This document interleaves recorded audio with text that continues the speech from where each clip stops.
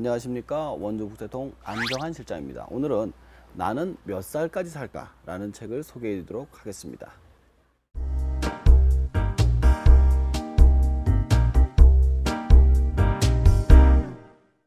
자, 이 책의 원래 제목은 더 롱제비티 프로젝트, 즉 장수 계획이라는 책인데요.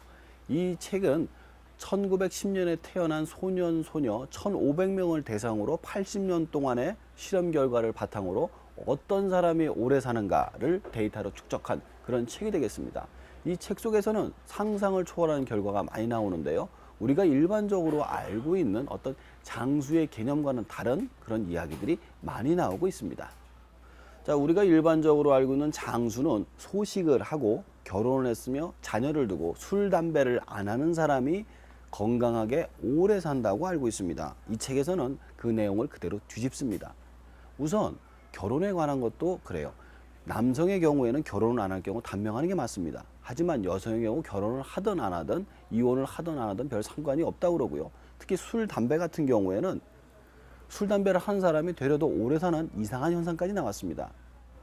결국 이 책을 읽으면서 우리가 기존에 알고 있던 어떤 장수에 대한 개념이 싹 바뀌게 되더라고요. 그러면서 진짜로 장수의 수명에 영향을 미친 요인들이 어떤 것인지 알 수 있게 되었습니다. 지금부터 그 중에서 몇 가지만 골라서 여러분께 소개해 드리도록 하겠습니다.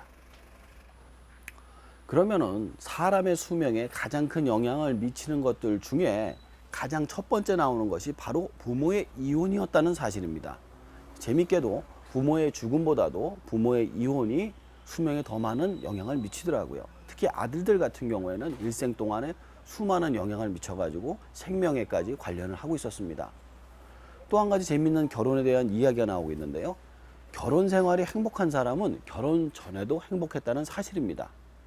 그리고 또 여성의 경우에는 결혼을 하든 안 하든 그 다음에 이혼을 하든 안 하든 수명에 별 상관이 없다는 그런 이야기도 나오고 있죠.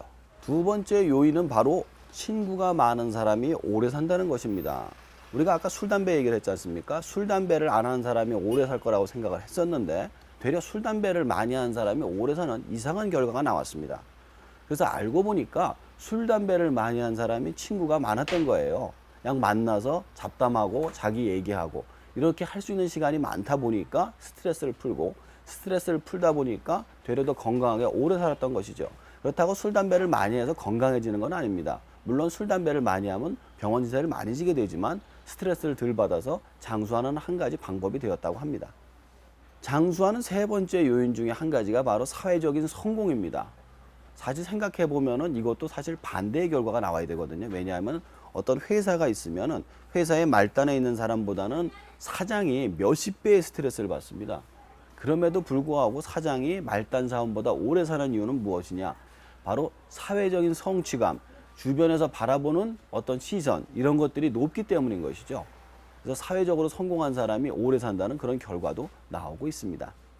사실 저는 이 책을 읽을 때 나는 몇 살까지 살까라는 생각을 읽게 되었는데요. 나름대로 술, 담배를 안 해서 기대를 많이 했었습니다. 근데 읽고 나니까 실망이 커지더라고요. 실질적으로 필요한 것이 무엇인지를 다시 한번 생각해 보게 되었고요. 여러분도 읽어보시고 자신의 수명을 연장하는 방법을 찾아보시기 바랍니다.